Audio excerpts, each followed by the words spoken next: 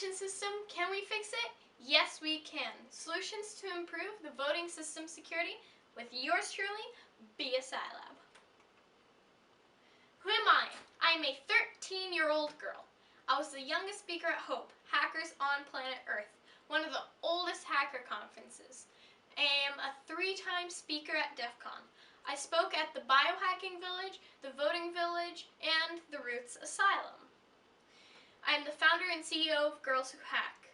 Their motto is teaching girls the skills of hacking so that they can change the future. I provide physical and virtual lessons to any girl who wants to start their journey in cybersecurity.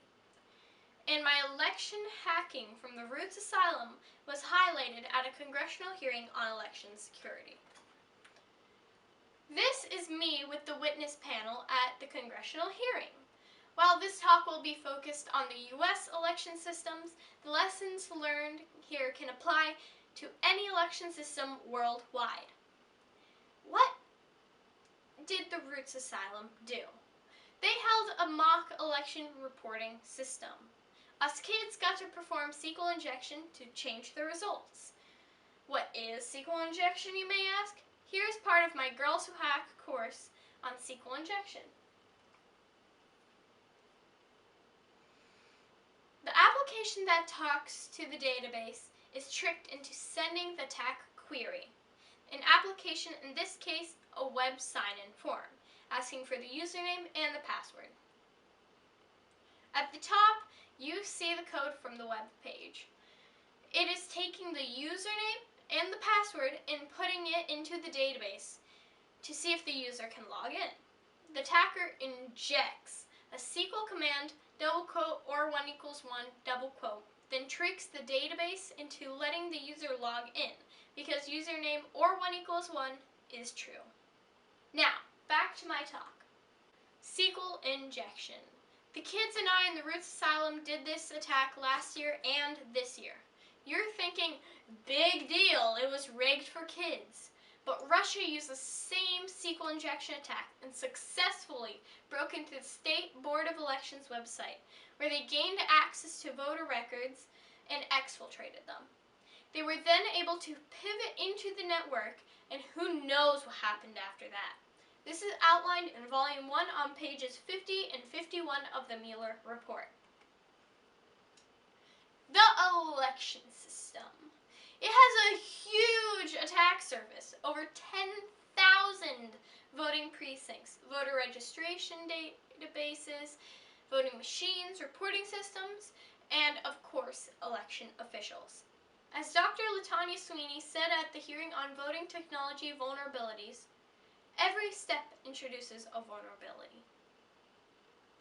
There are problems everywhere. Most states lack the resources and technical expertise. Let's face it, they're election officials, not computer security experts. They have aging equipment. Many of the voting machines that have been hacked at the voting village are still in use in many districts. They have a lack of consistent funding for security. A lot of the voting security money comes in a lump sum. This fixes problems now, but not in the future. States need consistent voter security budgets. Attacks by foreign adversaries with endless time and money versus the underfunded state and local election websites, where Steve and Frank have to secure them along with all the other sites and help Rob print out his emails. Now let's jump in. This is me at a Pennsylvania voting machine review. We were allowed to examine the machines all we wanted. I drove them crazy. This simple-to-pick lock covers the USB ports that contain the vote memory stick and software update port. Voter registration systems differ from state to state. Some have stand-alone systems, while others tie in with the Department of Motor Vehicles Drivers Registration System. Everyone is trying to hack these systems all the time. If you monitor an intrusion detection system, which is a machine that examines all the network traffic, you will see constant attacks like SQL injection, cross-site scripting, and other exploits from all over the world, Russia, China, and others. The scariest part is election officials are not required to report any detected compromises or vulnerabilities in these systems. If the election was hacked, we wouldn't know. Yikes. Guidelines exist, so let's use them. The voter registration systems are things we know how to secure. Websites and database security is something we know and have security standards and guidelines for, so let's use them.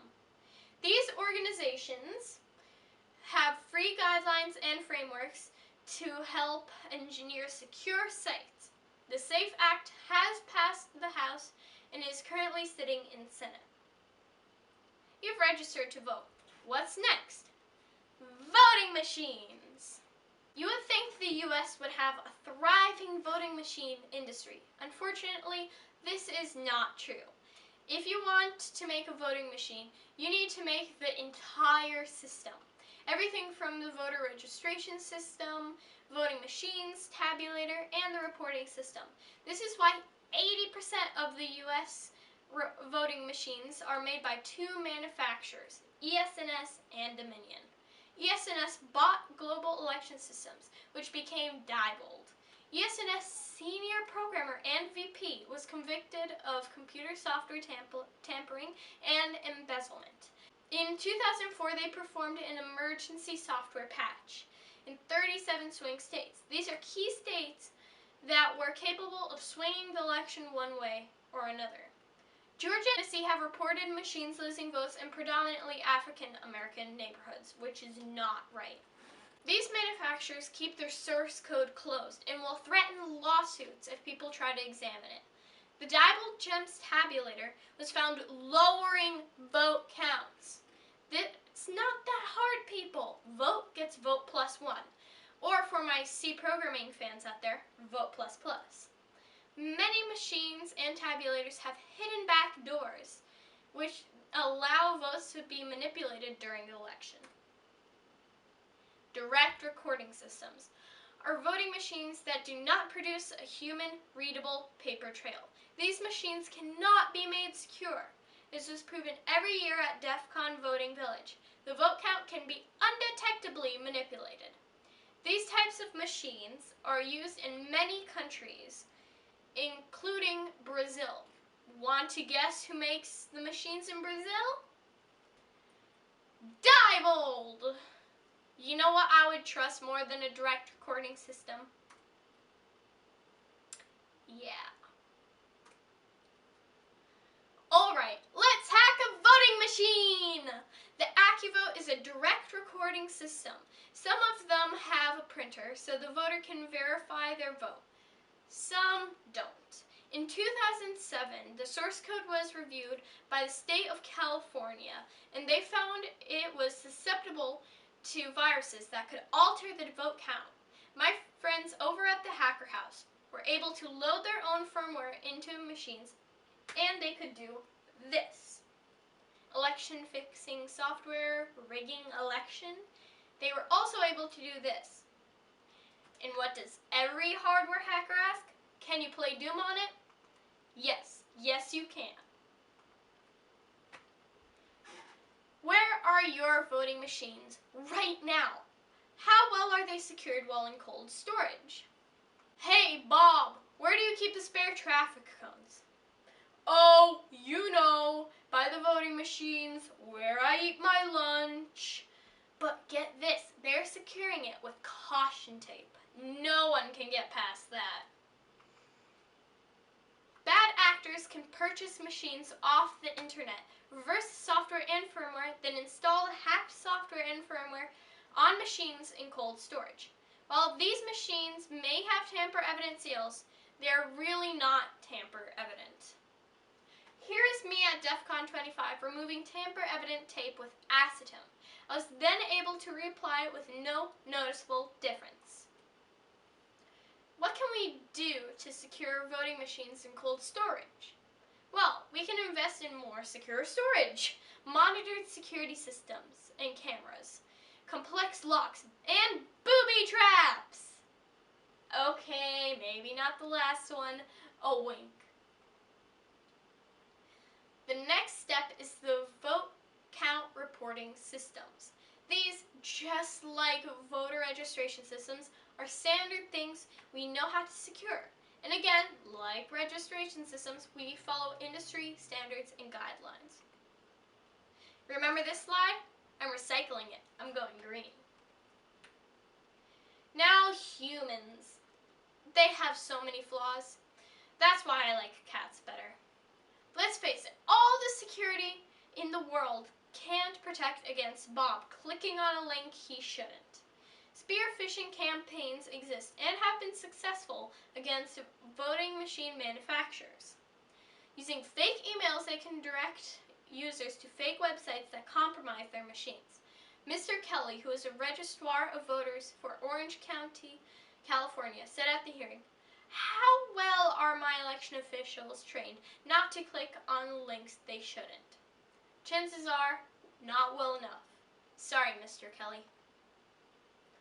Fix the humans. States should form election working groups with local, federal, and state officials, including the Department of Homeland Security, the FBI, as well as State Cyber Command. This knowledge should be shared across the entire state.